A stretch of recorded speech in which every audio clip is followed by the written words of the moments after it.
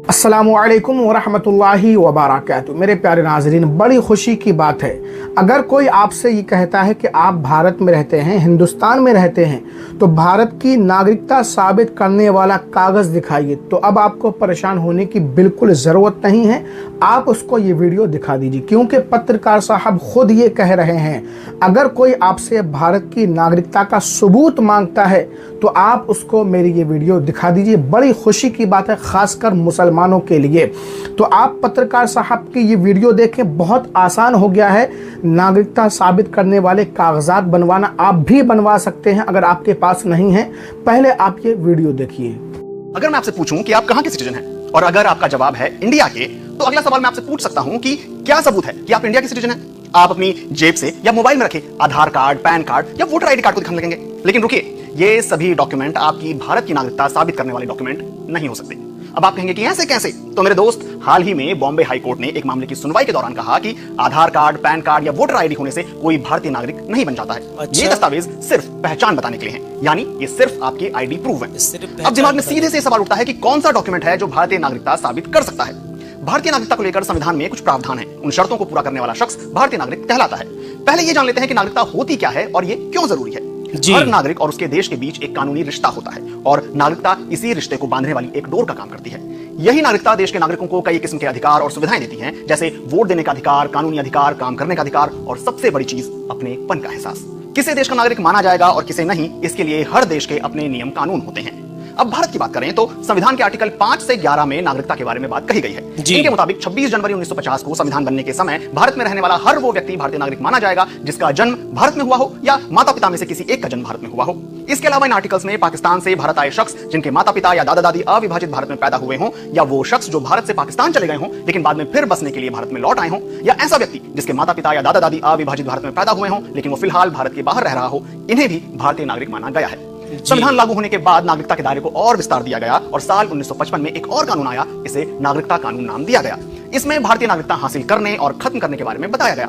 इस कानून में 5 स्थितियों में भारतीय नागरिकता मिलने की बात कही गई है। जन्म के आधार पर, वंश के आधार पर, रजिस्ट्रेशन के आधार पर, नेचुरलाइजेशन के आधार पर, जिसमें कोई व्यक्ति कुछ शर्तों को पूरा कर भारतीय नागरिक बन सकता है, और कोई नया भूभाग भारत के हिस्से में आने की सूरत में। लेकिन सवाल तो यही है, आप भारत के नागरिक हैं, इसका सबूत क्या है? जवाहरलाल नेहरू यूनिवर्सिटी में डिपार्टमेंट ऑफ सोशियोलॉजी में प्रोफेसर विवेक कुमार बताते हैं कि भारत में नागरिकता साबित करने के लिए ऑफिशियल तौर पर कोई कागज नहीं दिया जाता। संविधान कहता है कि भारत में पैदा होने वाला हर शख्स भारतीय नागरिक है। भारत में पैदा होने वाली संतान या उसके वंशज भी भारतीय नागरिक माने जाते हैं। इसके अलावा भारत में पैदा हुआ शख्स जो अब बाहर रह रहा है, उसे भी भारतीय नागरिकता देने का इंतजाम है। भारत में जन्मे लोग बर्थ सर्टिफिकेट या जन्म प्रमाण पत्र दिखाकर साबित कर सकते हैं कि उनका जन्म भारत में हुआ है और इस लिहाज से वो भारत के नागरिक हुए। जन्म प्रमाण पत्र ग्राम पंचायत, नगर पालिका या फिर नगर निगम जारी करता है। अगर जन्म प्रमाण पत्र नहीं है तो आप आवेदन करके इसे बनवा सकते हैं। इसके लिए फॉर्म भरना होता है। ये फॉर्म ऑनलाइन या ऑफलाइन दोनों तरीकों से भरकर जमा कर सकते हैं। ऑनलाइन फॉर्म, ये जो आप वेबसाइट देख रहे हैं, इससे भी मिल जाएगा। इसे भरकर नजदीकी जन्म और मृत्यु रजिस्ट्रेशन ऑफिस में देना होगा। बर्थ सर्टिफिकेट के लिए आधिकारिक जन्म पंजीकरण पोर्टल पर ऑनलाइन अप्लाई कर सकते हैं। आवेदन मंजूर होने के बाद आपको बर्थ सर्टिफिकेट जारी कर दिया जाएगा।